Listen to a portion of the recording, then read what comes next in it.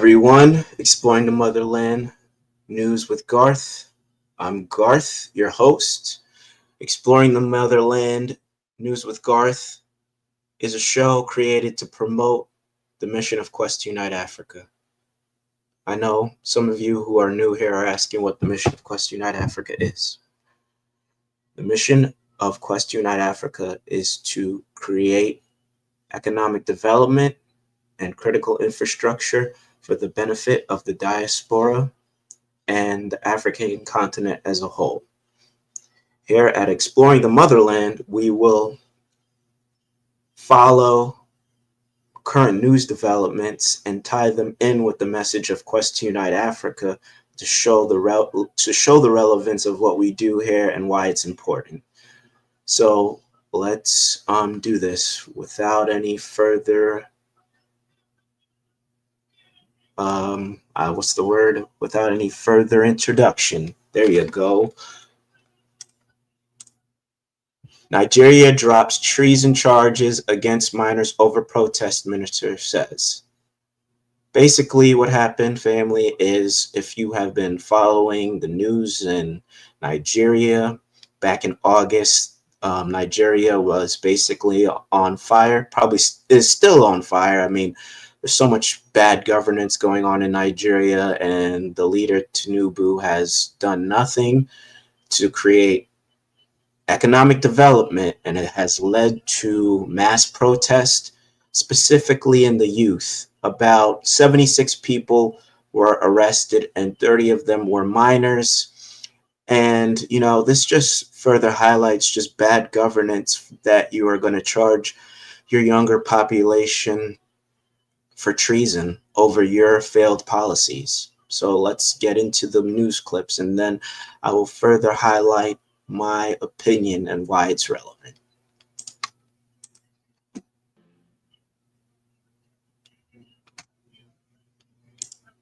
Hello and welcome. We begin the week with our top focus on Nigeria. Around 30 children could face the death sentence for protesting against the government over the rising cost of living in the country. On Friday, Nigeria charged 76 people on 10 felony counts for participating in the August protest against the government. Now, these charges include destruction of property, public disturbance, and also treason and inciting a military coup, for which, if found guilty, they could face the death penalty. Now, over a third of those charged are aged between 14 and 17. As per reports, 4 of these minors collapsed in the courtroom from exhaustion before they could enter a plea.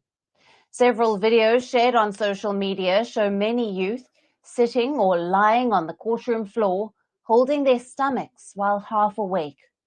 The videos triggered public anger, with many pointing toward the lack of nourishment visible in the children. Politicians and civil society groups have condemned the detentions of the youth for participating in protests. Amnesty International has called the detentions horrifying and has urged President Bola Tinubu to unconditionally release the minors, while the opposition politicians have alleged that the children were starved and badly treated during the detention. However, the Nigerian police have denied subjecting the children to any ill treatment and have said that they were provided with medical treatment while in custody. The police also warned that age does not exempt individuals from facing legal consequences in Nigeria, and someone who is more than 7 years old can be indicted. However, some lawyers have pointed that Nigeria's Child Rights Act does not allow any minor to be subject to criminal proceedings and sentenced to death. The death sentence was introduced in the 1970s in Nigeria, but there have been no executions in the country since 2016. For now, these children have been granted bail and their trial has been postponed until January next year. However, Nigeria's Justice Minister has asked for this date to be brought forward. The minors are reportedly being held by police since August, when several Nigerians hit the streets to attend rallies against the Tinubu administration. At least 21 people were killed by the Nigerian security forces in those protests, and more than 700 were arrested. Nigeria, which is Africa's most populous nation and one of the top oil producers, remains in a constant state of crisis with high inflation and months of power disruption. The inflation rate is at a 28-year high and the local naira currency at record lows against the dollar. As per a new United Nations report, the country is classified as a hotspot of very high concern, as a large number of people are facing acute food shortages. While many ordinary Nigerians are struggling to make ends meet, the country's politicians and lawmakers, who are some of the best paid in Africa, are often accused of corruption. While President Bola Tinubu assured the public that steps are being taken to listen to their demands, many Nigerians remain dissatisfied with the governance. That could risking minors to death penalty worsen public trust in the government, or could it ignite even more protests? Now, for more on this, we have with us Inibehe Efiong, who is a human rights lawyer, joining us live from Abuja. Thank you for being with us. Thank you for having me. Now, around 30 minors in Nigeria are facing potential death sentences after being charged with these serious offenses for participating in the protest against the country's cost of living crisis. What legal provisions in Nigeria's Child Rights Act prohibit the prosecution and sentencing of minors to death? And how are these being addressed in the current cases?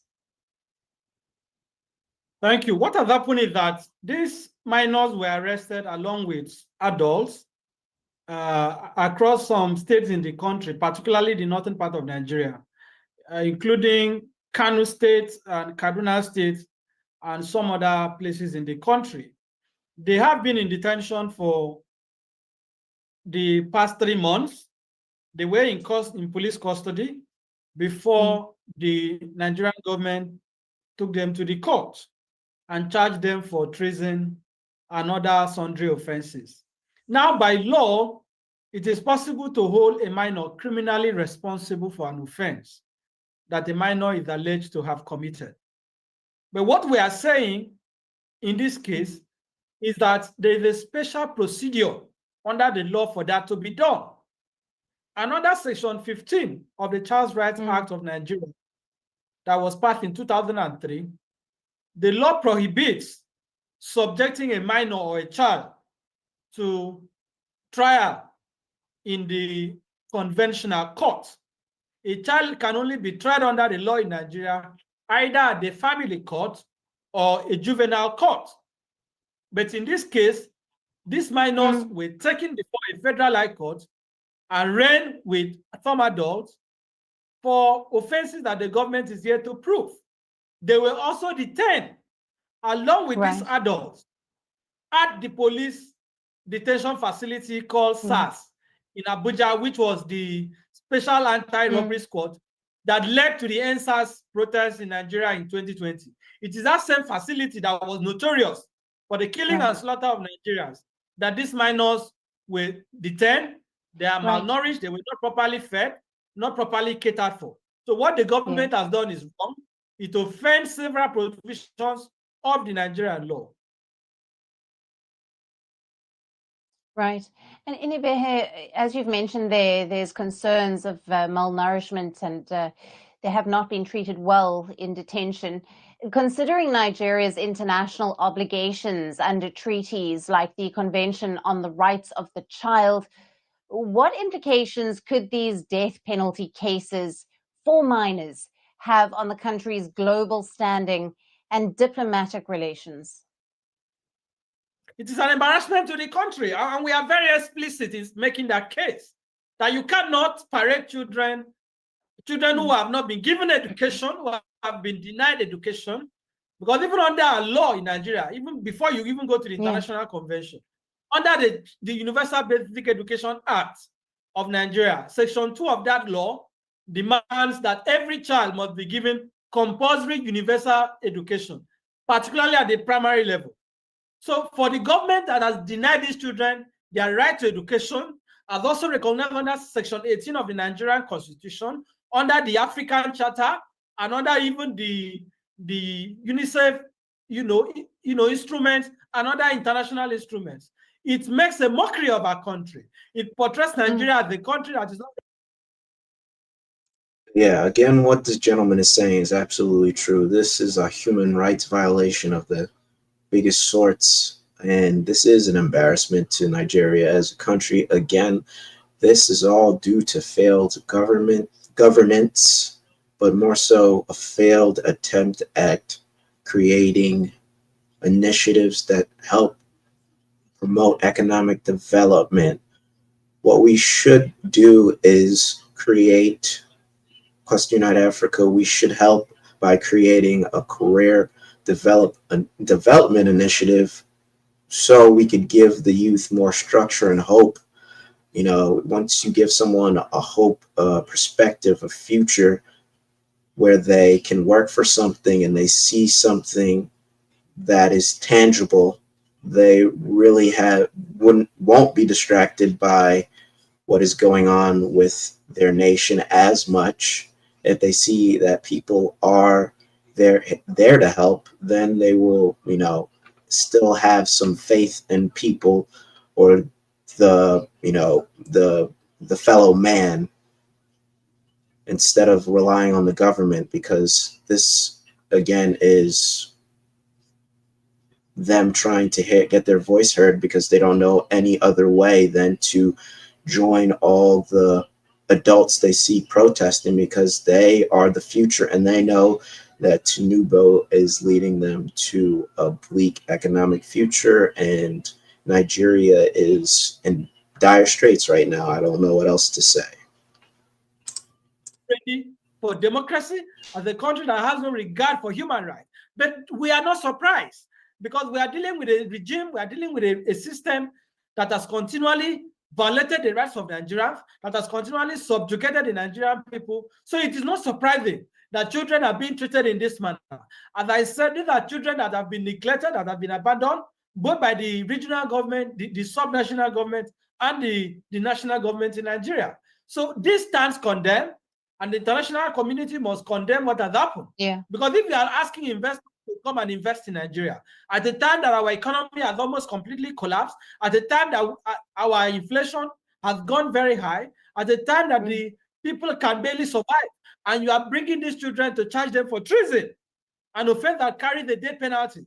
So it is a mockery of the legal system. To even insinuate that 13-year-old were trying to overthrow the president simply because they came out to protest. So I find it very scandalous. I find it very unpatriotic. It is an irresponsible action by the government, by the police. And that is why we are demanding that these frivolous charges that they have filed should be discontinued immediately. Right. Inibehe, thank you very much for being with us on First Post Africa and for your valued insights and analysis on the latest coming up.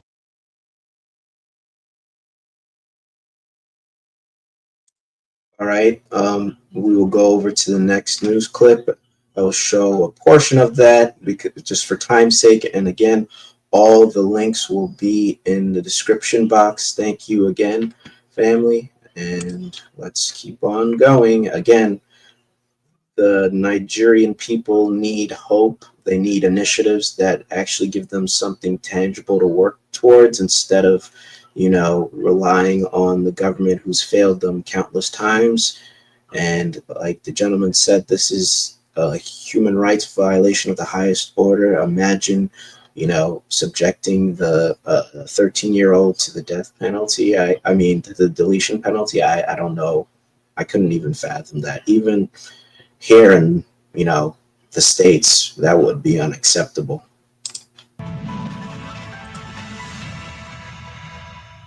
And here is my take for today. Send those minor protesters home.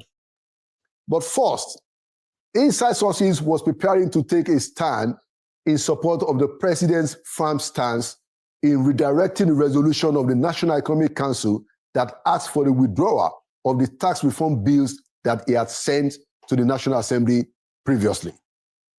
The governors took the decision at the National Economic Council meeting that was held on Thursday, requesting further consultations. The decisions of NEC in the same week as the decision of the Northern Governors Forum that rejected the bill raised concerns about an attempt possible to stall tax reforms, and also overlooked the National Assembly's demands our immediate attention. We must address this urgently as a nation. The balance between enforcing order and safeguarding citizens' rights is important for our enforcement agencies to note this. On Friday, suddenly, we found out that tens of Nigerian minors, about 30 of them, have been in detention since the End Bad Governance protest of August. They must have been incarcerated for about 90 days already. When they appeared on Friday in court, most of them were looking frail and malnourished. Some lawyers actually had to raise funds to give the kids something to eat, seeing how they were looking. In fact, some of them slumped, forcing the presiding judge to abruptly adjourn proceedings. Same Friday, on Inside Sources, we featured the story of some other End Bad Governance protesters who had been in detention for 68 days. And in the end, the federal government dropped all charges against them. Let me say that again. After spending 68 days in detention, where they were harassed and even tortured, the federal government said no more charges against them. Now, won't the same thing happen to these minors that we saw on Friday in Abuja? Even if the government has a good case against them, and there are more decent ways to conduct this matter than this embarrassingly shoddy manner that showcases us as a people very poorly in a digital age where information travels faster at times than the speed of light? Oh no, we are better than that. Now, the kids that we saw in court on Friday in Abuja, they are being charged on terrorism counts, according to news reports. And they have been in detention in various parts of the country beyond the time that is allowed by law already. As if that wasn't bad enough, the court has now set stringent bail conditions that these minors can't possibly attain, including 10 million naira bail sum. In the same week that a federal legislator got 500,000 bail in a case where he has already honed up to his own responsibility for bad behavior. All of this shocking display is a poor reflection on us as a people and should have no place in a democracy. We can't. All right, again, this is just proof of failed governance and, you know, a human rights violation in the highest order. If we have people in our community who could advocate for children or anyone who has an expertise in that avenue, then that's how we help our people in Nigeria. And just to update the next story, we'll hear Tinubu finally, you know, do the right thing and call for release of these minors. Everyone, I am Nifemi Oguntoye. We have breaking news. President Bola Tinubu has just directed the Attorney General of the Federation to ensure the immediate release of 52 minors detained during the nationwide protests in Kaduna and Kaduna State on the 3rd of August. We have details of that story in a minute, but let's begin with the latest developments in President Tinubu's cabinet reshuffle. 7 new ministers have been sworn in after Senate confirmation, replacing 5 discharged ministers. President Tinubu today expressed gratitude to the National Assembly for their swift screening and confirmation process. And this follows the swearing-in by the president at the Villa after the discharge of 5 ministers as part of measures by President Tinubu to rejuvenate his cabinet. On the constitutional review assignment that they perform on the 7 new ministers. Again, I congratulate the 7 newly sworn in ministers. congratulate you and thank you on behalf of this country for accepting to serve your nation.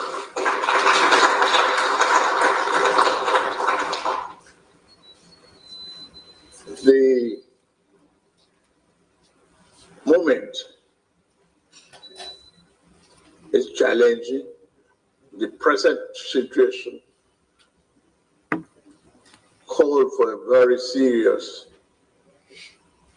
commitment. Yours is a duty to serve, and that's what you've come to do.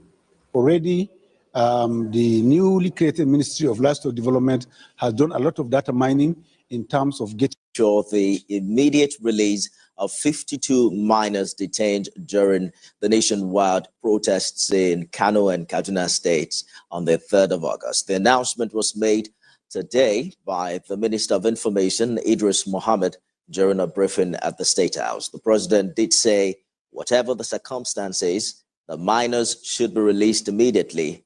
He also disclosed that President Tinubu has instructed the Ministry of Humanitarian Affairs to ensure the welfare of the minors and ensure they are reunited with their families. He said President Tinubu ordered the establishment of an administrative committee to review the minors' arrest and treatment.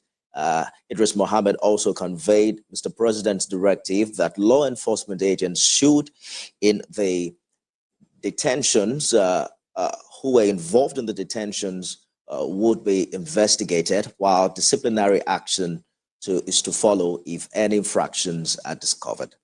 The president's decision has now given political will to the decision already being taken by the Attorney General of the Federation and Minister of Justice. Recall that the arraignment of 76 protesters, mostly minors, for alleged mutiny has sparked controversy across the nation. The protesters were granted 10 million naira bail each, with the matter adjourned till January next year. Attorney General Lateef Fagbemi has since asked the Nigeria police to transfer the case file to him, and the protesters, we understand, according to the police, were part of the nationwide protest, which emerged in response to soaring food prices and worsening living conditions. Critics argue that government's response is excessive, with many questioning the legality of detaining and prosecuting minors. Let's talk to our State House correspondent, Femi Akonde, who's been following this development very closely. All right, you could watch the rest of that video. Again, this is just embarrassing on all accounts. Nigeria really needs our help, family, and I just implore everyone to keep an eye on Nigeria, because I believe that there is going to be a standstill, or there's going to be a point where things are just too crazy that you could see Western intervention or any type of intervention going on. This is a very serious matter going on in Nigeria and West Africa. And now I will get to the title, or the main event, so to speak, of why I titled this, "We Must Appease the African Continent." A rejuvenated railway could change how minerals move in Africa. So basically, if you haven't heard, a family, that the United States and Europe have created a strategic partnership with Angola, Zambia, and the DRC for them to build a railway so that they could travel through the Congo, through Angola, the west coast of Angola, all the way to Zambia, and they also hope to build this railway as far as Tanzania. So basically a coast-to-coast railway where they help build infrastructure basically for their own benefit, because this initiative is not going to really help any one in those nations because they aren't being taught or consulted on how to build these railways, nor are they given any education to upkeep or to use these critical infrastructure initiatives to the best ability, nor is it sustainable for them. Honestly, this is just a way the West can keep up with China and its Belt Initiative road. Basically, China is also doing the same thing where they're building a strategic railways and highways in order to promote Chinese influence, and so they are able to have access to strategic minerals more so minerals that help with green energy like cobalt and renewable energies. So they are just basically appeasing Africans as a means to an end, promising things that they continually, fall short on. And this is obviously, if you don't know, Secretary Anthony Blinken, and this is just him going over the overview of this project.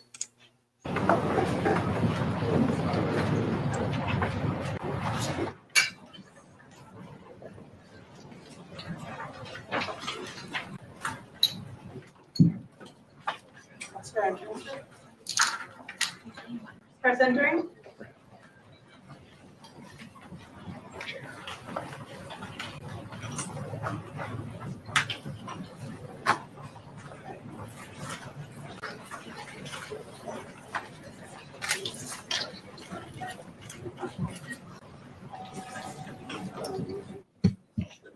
Well, good afternoon, everyone. And to all of our partners from across governments, financial institutions, from regions around the globe, welcome. Thank you for being here this afternoon.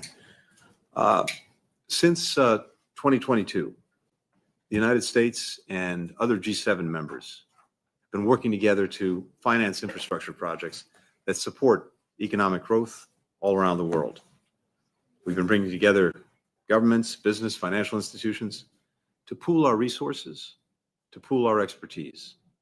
And the goal, the objective, is to build quality, sustainable infrastructure, from roads to clean energy to fiber optic cables. We're doing this with the highest standards of transparency, labor and environmental protections, in partnership with communities to make sure that we're being responsive to their needs. And just over the last 2 years, the United States has mobilized some $60 billion to support projects around the world, from South America to Southeast Asia to Africa. The Libido Corridor, connecting Angola, Zambia, Democratic Republic of Congo, is one of our biggest projects. The ultimate goal is infrastructure connecting the Atlantic to the Indian Ocean. The coalition that we built includes 3 African countries, 2 of our G7 partners, and the Africa Finance Corporation and African Development Bank. We look forward to welcoming Italy, which has already made significant investments on the continent through its own Mattei plan. So far, the United States and our partners have committed over $4 billion to Libido Corridor projects. Together, we're expanding access to clean energy, the internet, healthcare, and we're upgrading and building railways, roads, bridges. And we're already seeing results. Yeah, you're building railroads and roads for whose benefit? Not for the people of Africa, because you're not teaching them or empowering them or consulting them on these projects. Again, this is all for those Western countries that are involved, for them to strategically place themselves in the best position to access green energy resources such as cobalt. And, the green energy war that's not silently going on, that literally you see the West and the East jousting for control of Africa. It's kind of sad.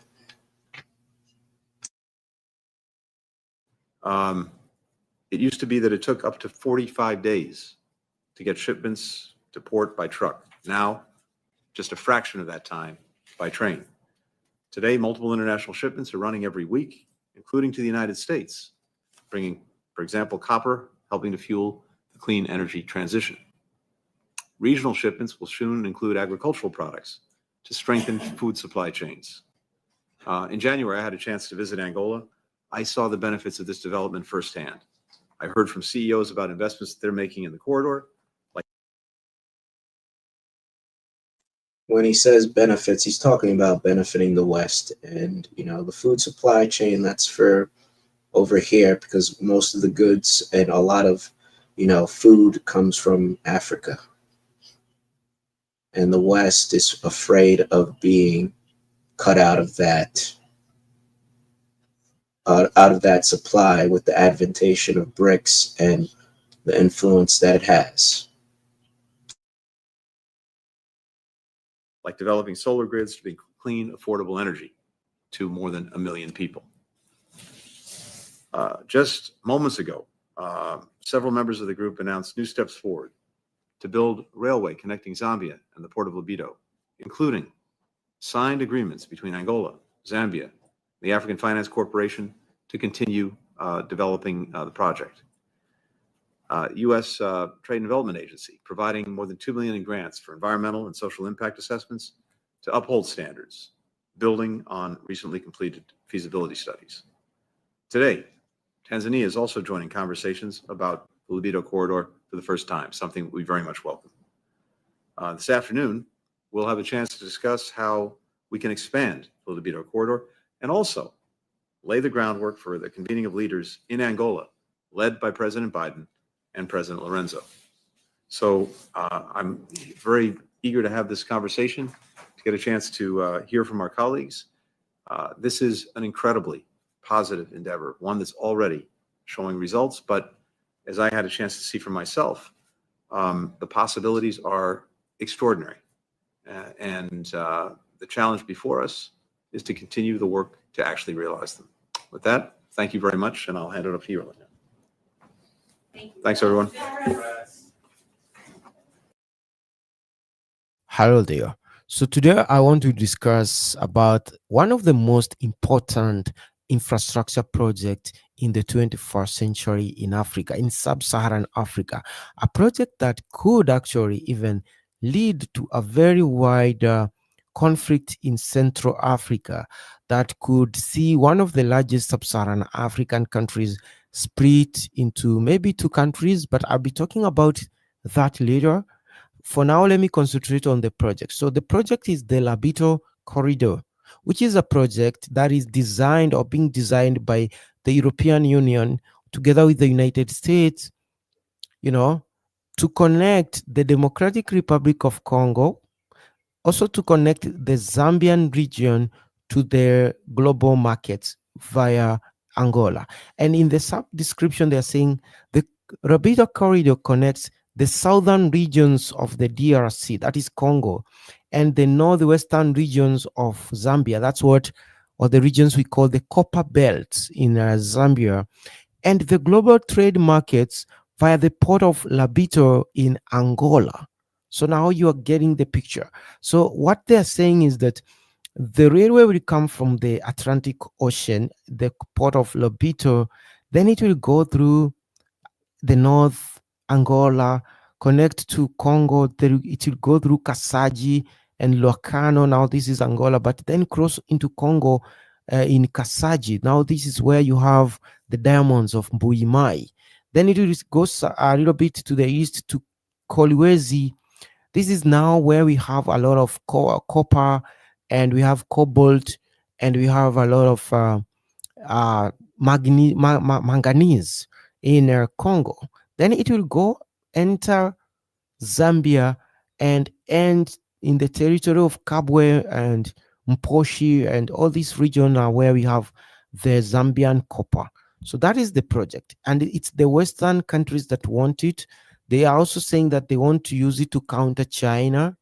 So it's supposed to be that kind of project, and it's critical infrastructure project, as I said, with a significant strategic importance for both the United States and the European Union, especially in the context of global competition with China.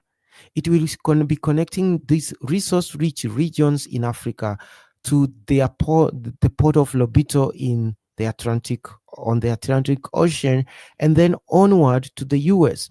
And for the US and EU, they are saying that the Lobito corridor is part of a broader strategy to reduce China's dominance over Africa's infrastructure and trade.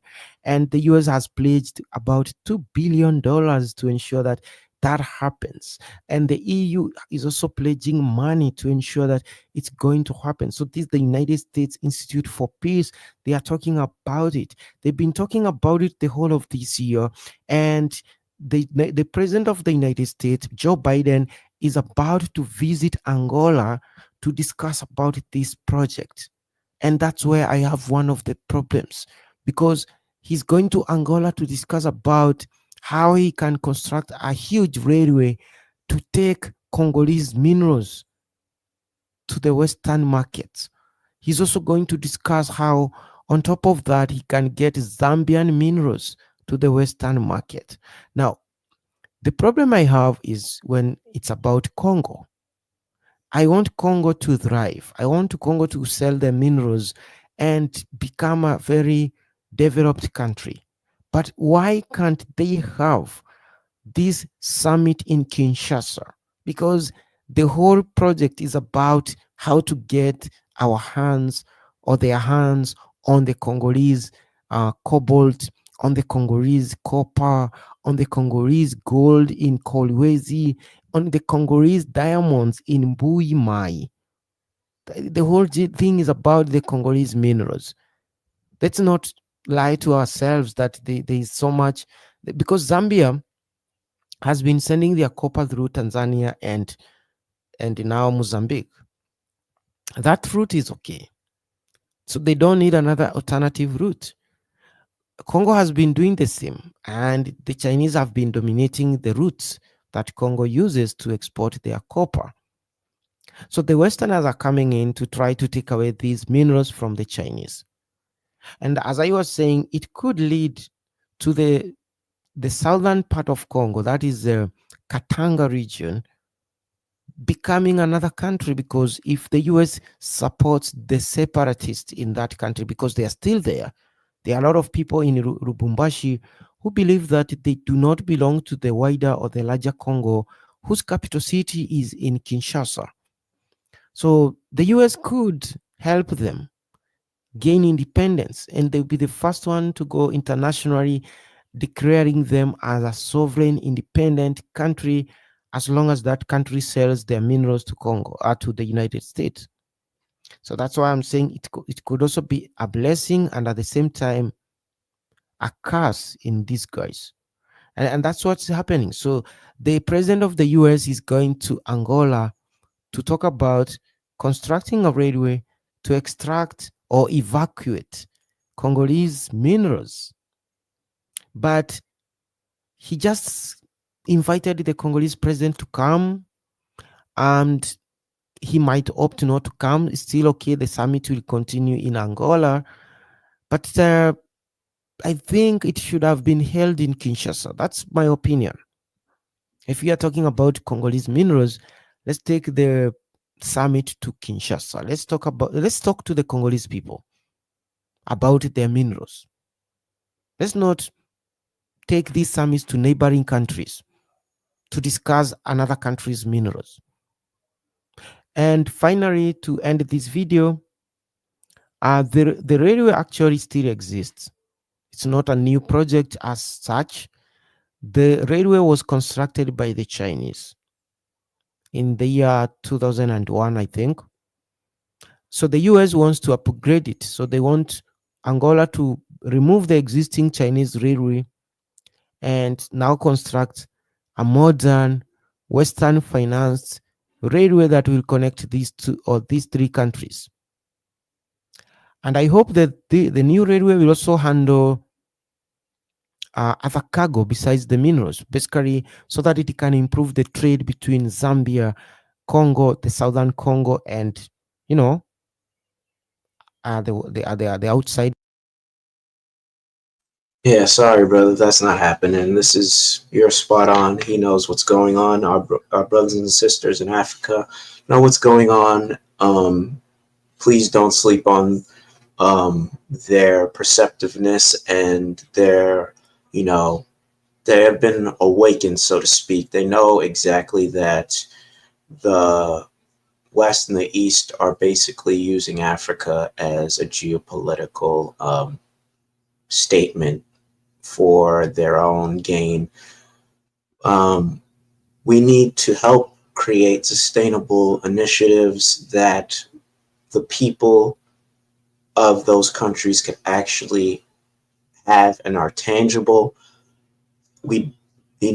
Critical infrastructure should be built based on sustainability and a country's readiness or aptitude to benefit from said initiative or critical infrastructure. If not, it's just a waste of money, a terrible loan, and just continues to put African nations into crippling debt that they cannot repay. And, there's a cultural shift now that is happening where the youth of Africa are waking up to this fact that the West and even the East as well are just giving out money with no real training, nor real consultation, which then really doesn't help the country as a whole. And it's basically them going in there and lying and just taking what they think is theirs, just so they can upkeep their dominance or homogeny over the globe. Again, they feel threatened by BRICS and the Belt Initiative, which will be explained in the upcoming videos. And, there's going to be a lot of craziness in Africa, and a lot of different nations and puppet leaders are going to show their faces. And we all should be paying attention to what is going on in West Africa, Central Africa as well, and in East Africa as a whole, because things are heating up. Our people on the continent are waking up, and this is now a time more than ever for us to start strategic relationships between one another that can foster real growth, economic development, and critical infrastructure. And, when you build infrastructure, you need to have different things in place to make sure that the project is not costly and is not a waste of time and is efficient. Also, when you do these initiatives, you should also be training the locals and creating different knowledge bases, basically a database of what they've learned, so they can continue furthering their education until they become competent in said field, and then that gives them expertise, so they don't have to rely on Western or Eastern nations coming in and lying to them and giving them money and not giving them really any education to help them get out of their economic squalor. All right. And speaking of puppets, Kenya, China hold bilateral talks Nairobi as Kenya requests China's support to join BRICS. So basically, Ruto, this man is literally going to anyone who will give him money in order to seem like he's doing something in this country while he's lining his pockets. And all the bad governance going on in Kenya and all the bad deals they've made is just, insurmountable. I don't know how they're going to get out of this debt under this regime. And Ruto just continues to, put the country in further down spiral. And now he is, trying to use the West and the East's geopolitical jousting for the benefit of himself, but lying and saying, oh, joining BRICS would help Kenya's influence over Africa, because then Kenya would be a trading hub due to the Belt Initiative, where they build up Chinese infrastructure, through Chinese loans in order to, foster some type of strategic relationship where China helps build critical infrastructure in Kenya, but, specifically in Kenya, but they're building infrastructure all throughout Africa and the global South, so to speak. But more importantly, Ruto then is also, China asked that Ruto, acknowledges their one Chinese policy, basically saying that they are, sovereign and they have dominion over Taiwan. I'm not going to get into the political implications of that, but this is all relevant to what is going on in Africa. In a significant departure from Kenya's historically Western-aligned foreign policy, President William Ruto has made an unexpected and ambitious request for Kenya to join BRICS, the bloc initially formed by Brazil, Russia, India, and China in 2006, with South Africa joining in 2010. Ruto's recent moves represent a calculated shift towards the global South and signal Kenya's readiness to join other African countries that are increasingly seeking an alternative to Western economic and political influence. This pivot comes after Ruto declined an invitation to the 2023 BRICS summit in South Africa, a decision that drew heavy criticism from Kenyan media, which accused him of making an emotional and irrational choice by aligning too closely with Western interests. However, in a recent strategic meeting with Chinese official Li Xi, Ruto aimed to strengthen Kenya's relationship with China, reaffirm Kenya's adherence to the One China policy, and secure China's support for its BRICS membership bid. This effort aligns with a broader African trend of reconfiguring alliances, especially as BRICS grows into an influential economic coalition that includes new African members like Egypt and Ethiopia and represents about 28% of the global economy. Kenya's newfound interest in BRICS is part of a broader geopolitical reorientation among African nations toward the global South, driven by BRICS Plus's growing influence. For many African countries, BRICS represents an opportunity to reduce dependency on Western-led financial systems and counter what they view as exploitative economic practices. Yeah, that's all great. Thank you, Brother Brandon, for your gift, your super sticker. They want to get rid of the Western influence, but what are they trading it for, honestly? Is the East going to really do any better? Are they going to give them any better deals? And again, we'll just go further because China has already had projects in Kenya and they haven't, yielded any profit, and it's just been costly as all the other projects. In contrast to the US-led Western order, BRICS advocates for multipolarity, economic self-determination, and fairer global trade practices. This appeal has catalyzed a wave of applications from Africa, with about 15 African countries expected to be considered for membership at the next BRICS summit.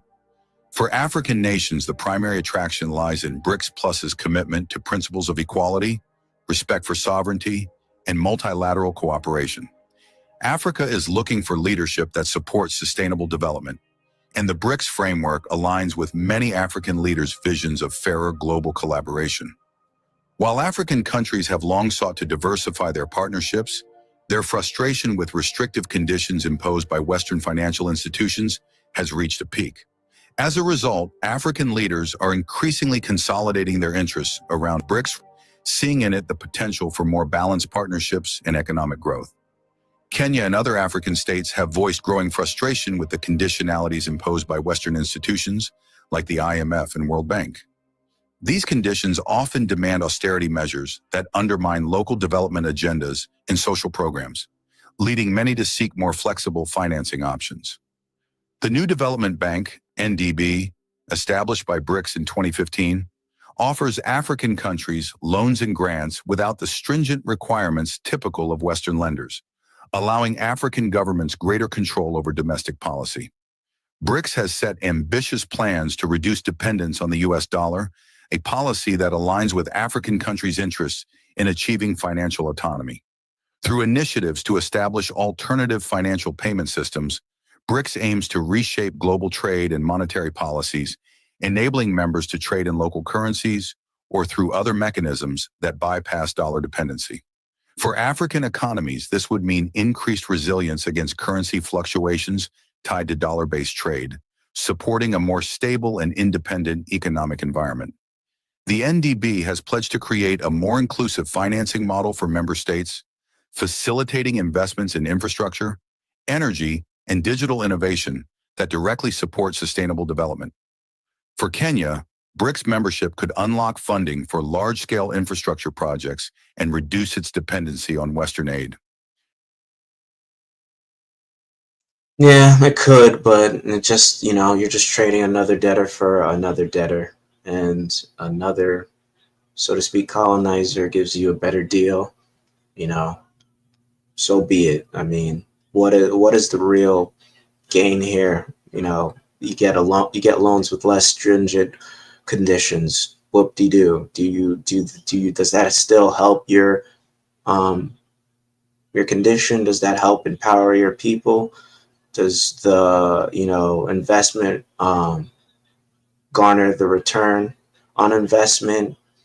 Does the project see any tangible benefit for the citizens right away? All of those questions, if you were wondering, are no. So answer to those questions are no. So again, you could see the rest of this video. It is in the description box, and I just see what's going on here, that some African leaders are going to take advantage of this geopolitical jousting, and they're going to fill whatever lies they can continue to spew in order to seem like they have legitimacy of rule and that they're doing something for their people. Because there's some people who still think that the West, the East may be better than the West and all this other nonsense. But let's get to the real point of the matter. What are you going to do to help build sustainable and critical infrastructure and economic development for the people of Africa without putting them in crippling debt and lining the puppet leader that you put into power? It's just the same old song of African leaders telling their people that doing this partnership will be a benefit, and then the people seeing no real benefit. And for the next video, we will listen to that briefly, because it's a Western spin on it, and how opinionated they are and how they spew propaganda in order to make themselves look better.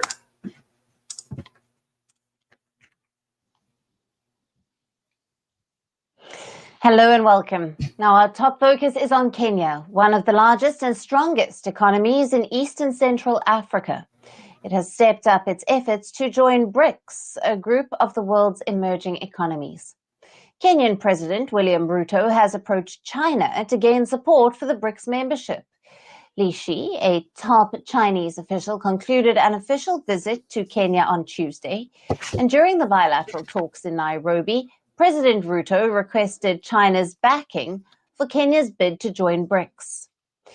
Originally founded as BRIC, the group expanded to become BRICS in 2010 with South Africa's entry. The original members include Brazil, Russia, India, China, and South Africa.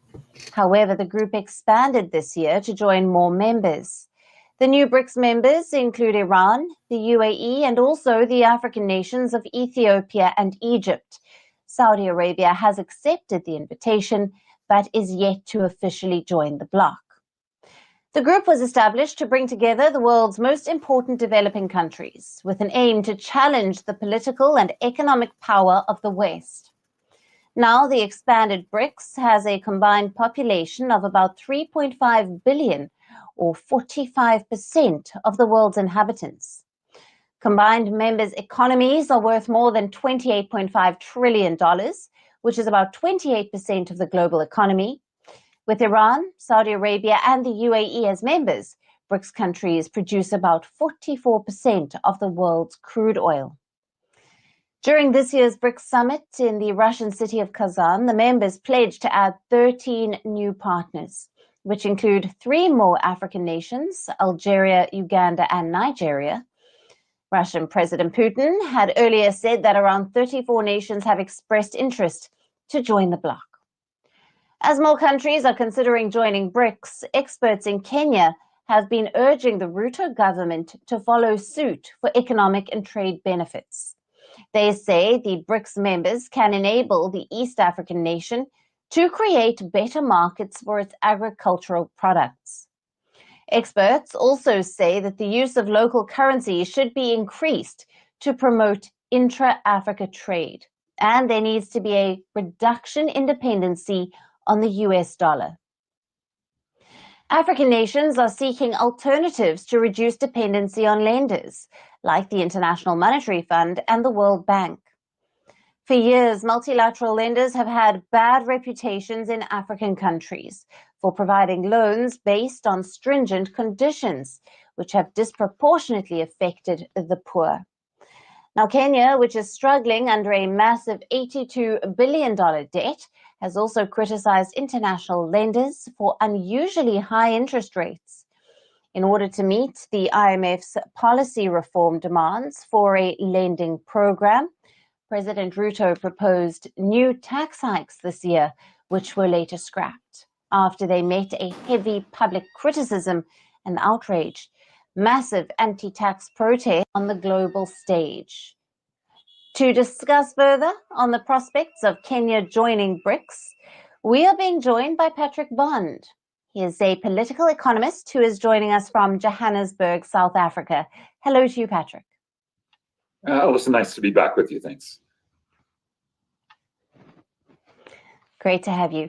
Now, what strategic advantages does Kenya hope to gain by joining the BRICS group, and how might this impact its economic and diplomatic position, both regionally and globally?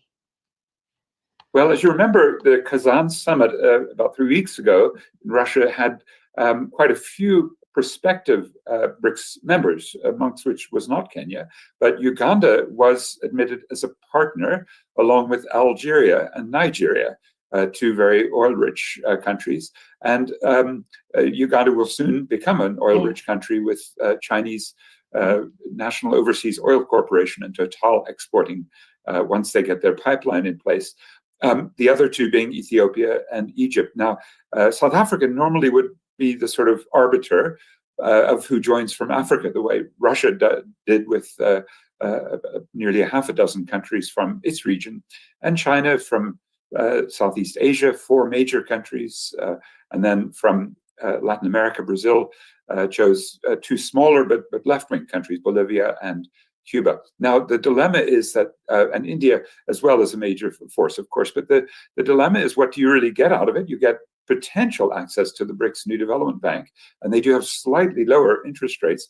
However, Ethiopia, having defaulted just before it joined BRICS earlier this year, wouldn't be a logical member. Egypt already is. And these, by the way, partnerships aren't really full memberships. I think we'll only learn in Brazil next year, when Lula hosts the BRICS, what partnership means and whether they're going to add new partners and what is the scaling up from being a partner to a member. So it's a bit unclear. I think it's prestige and it's a balancing act so that the West knows, well, we can't really count entirely on Kenya to be our friend unless we offer more benefits. Right. And how significant is China's role in determining Kenya's potential accession to BRICS? And what are the key interests or conditions that China might have in exchange for its support? Well, I would guess that the Chinese are thinking they've got a large outstanding loan on their major Mombasa-Nairobi rail line that still is contested. The uprising that you had clips of, especially Gen Z, the youth, saying, well, we want a debt audit. We think there might have been some corruption in that loan. It was a deal that maybe didn't entirely make sense in the terms, double the cost is what some would say, because of all of the padding on that huge rail line, about 10% of Kenya's debt right there. So I suspect that the Beijing logic is, well, if we can entice the leaders of Kenya in, and don't forget, just the day before the uprising of Gen Z it was June 25th this year, the day before, Joe Biden, the US president, had offered William Ruto, the president, the Kenya non-NATO major ally status. That's a very important role that even South Africa doesn't have as sort of an ally of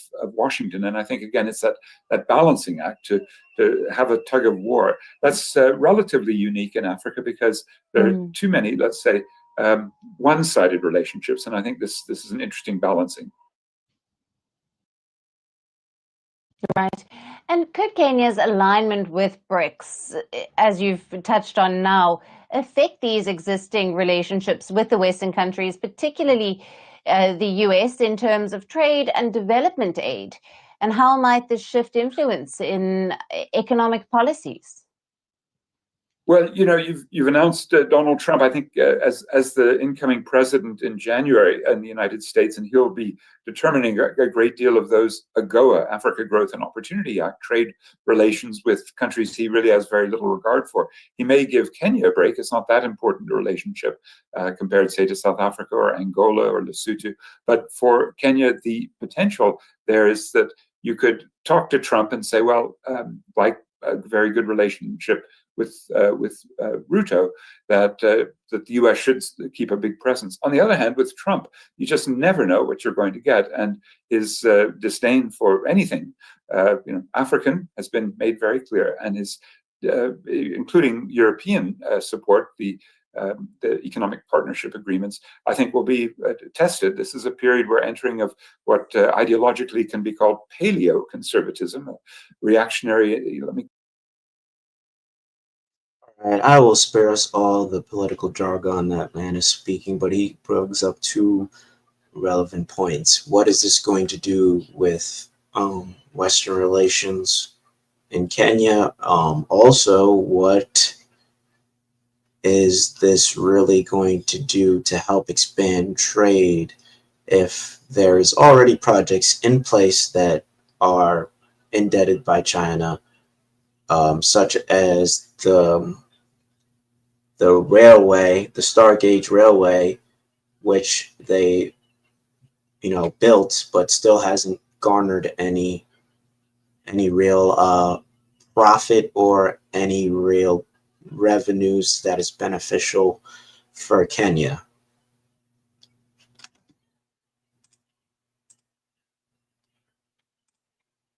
China's Belt and Road Initiative has scattered almost $1 trillion into infrastructure investment across the globe since 2013. And some of that money has gone right here in Kenya, specifically this Nairobi Expressway, which just opened in August. The toll highway runs about 27 kilometers through a city with notorious congestion problems. Its cost, almost $600 million, entirely designed, financed, and built using Chinese funds. But the bigger project is the railway. The standard gauge railway runs more than 350 miles from the capital of Nairobi to the key port town of Mombasa, funded by a $5 billion loan from Export-Import Bank of China. A Chinese firm had operated the railway, but this year Kenya Railways took over the project with the aim of reducing operating costs by 50%. The worry, though, is that it may not actually be profitable for some time. For many, these projects are welcome, especially in a nation much in need of infrastructure development. There's been great progress on road infrastructure across East Africa, and that's making it easier for us. It's making it cheaper for us, or more cost efficient, to deliver our brands across the path. Ma'am, how could it be more cost efficient when this young lady said that it hasn't garnered any real profit? I mean, this is the sleight of hand that's always happening in Africa. they get something nice and shiny, but they don't really understand how to upkeep it or the implications of what they have in that country. So it's like they see on the surface, oh, this is great, we got new roads. But then down the road, they find out, oh, wow, we took on all this debt just for this infrastructure project that may have, yielded a few jobs, but still people are still struggling. So, I mean, it's only beneficial to those who are financially secure, which is few and far between. So basically the people who are the puppeteers of the East or the West, those are the people who are getting in front of the camera and telling you how great this is when it's really not. We are seeing on road infrastructure is good for business. And money from China has flowed freely across the continent with fewer strings attached than funds from the West. But the financial terms of those deals remain a secret. China is Kenya's biggest trading partner, 3 times as big as the US. And in the run-up to the elections, we heard both candidates stress the fact that China is important to the economy and will play a part going forward, but that position remains controversial, especially with growing calls for more transparency about these deals and growing concern about debt. BRI, including most countries in Africa. Countries have reported tangible benefits stemming from the BRI, including greater trade connectivity and job creation. CGTN's Nick Mundimba looks at some of the major projects under the BRI in Africa. This is just an overview of what projects are going on in signed a Belt Africa Road Initiative through Memorandum of China Understanding with China by April Development and 2022. Major countries like Algeria, Ethiopia, Kenya, South Africa, Mozambique, Nigeria, and Uganda are all on board. A clear indicator that the flagship project of Chinese foreign policy in the 21st century is penetrating the vast majority of the African continent. The BRI is all about improving interconnectivity in Africa. Here are some examples. Churchill Ring Expressway and Port. The $3.3 billion development of Churchill or El Hamdania Port, which is 88 kilometers west of Algiers, is a hugely ambitious project which aims to link the Mediterranean with the African interior. Addis Ababa Standard Gauge International Railway. The Addis Ababa Standard Gauge International Railway serves as the backbone of the new Ethiopian National Railway Network. Another link to Ethiopia's gateway to world trade is the port of Dorale, which is an extension of the port of Djibouti, 5 kilometers west of Djibouti city. The multipurpose port has terminals for handling oil, bulk cargo, and containers. Maputo-Katembe Bridge. The Belt and Road Initiative has also produced Africa's longest suspension bridge. The Maputo-Katembe Bridge connects the Mozambican capital Maputo on the northern bank with the suburb of Katembe on the southern bank. Construction work began in 2014 and the bridge officially opened on November 10, 2018. The construction work was carried out by the China Road and Bridge Corporation. A large part of the project was financed by loans from Chinese Exim Bank. Mombasa-Nairobi SGR. Meanwhile, in Kenya, the Mombasa-Nairobi SGR links a major Indian Ocean port city of Mombasa with the country's capital and largest city. At a cost of $3.6 billion, the SGR is the country's most expensive infrastructure project. The prime contractor was the China Road and Bridge Corporation, which had 25,000 locals in various positions.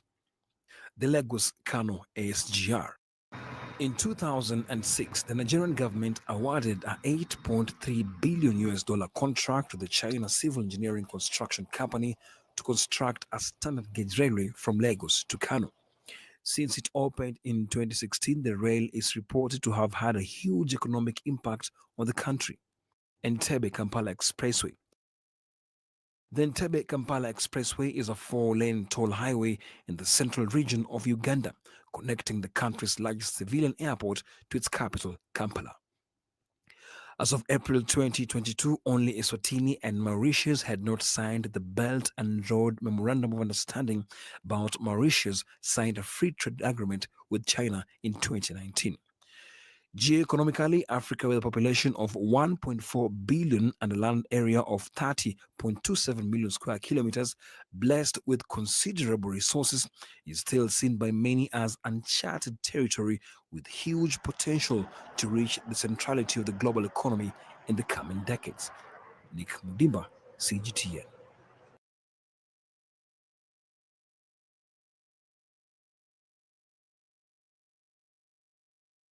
Well, thank you for joining the 17th episode of Exploring the Motherland.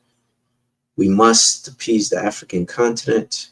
Again, family, this just highlights that we need to come together and find ways to create economic development and critical infrastructure initiatives that help benefit the African continent as a whole and the diaspora, instead of letting other nations such as China, Russia, and the US and European countries continue to lie to our people about wanting to help them. So this is an opportunity for us to build with one another and get to know one another through our strategic relationships. And I forgot to mention our 4-pillar strategy, and that would be through cultural engagement, medical initiatives, business initiatives, and technological innovation. So thank you for joining, and enjoy the rest of your day and your Shabbat. Shalom.